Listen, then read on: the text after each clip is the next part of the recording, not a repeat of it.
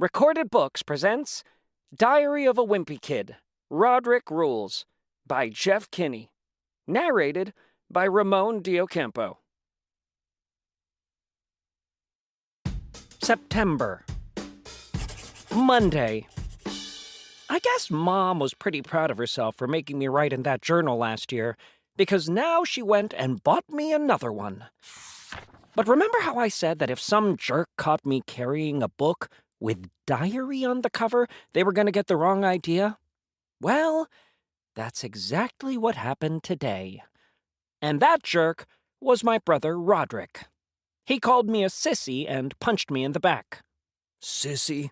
Now that Rodrick knows I have another journal, I better remember to keep this one locked up. Rodrick actually got a hold of my last journal a few weeks back, and it was a disaster.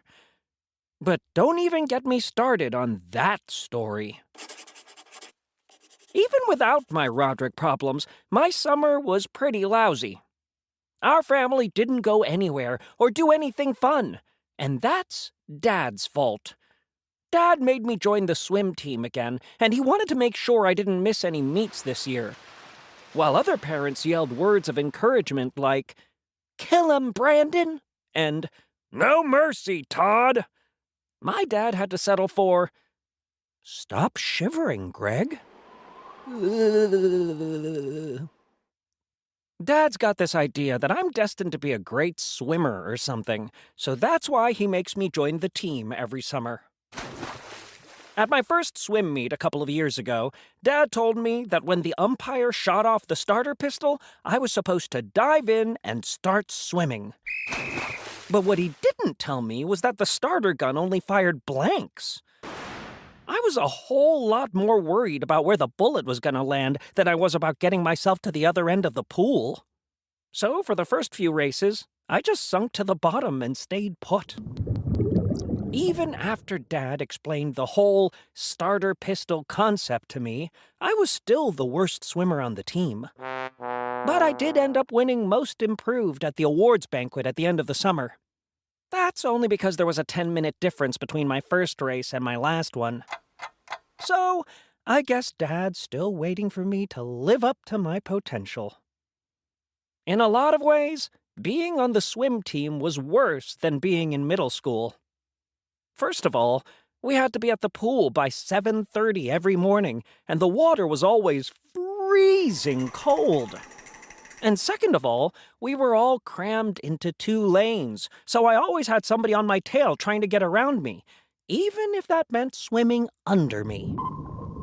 The reason we had to use 2 lanes was because swim practice was at the same time as the water jazz class.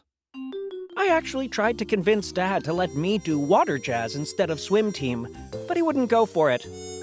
"Come on, ladies, get those arms up." It looked like fun. This was the first summer the coach let us boys wear swim trunks instead of those skimpy racing trunks. But Mom said Rodrick's hand-me-down bathing suit was perfectly fine. "Your friends will be jealous because you'll be so fast," she said. If they were jealous, they showed it by pointing at my racing trunks and laughing. Ha ha ha.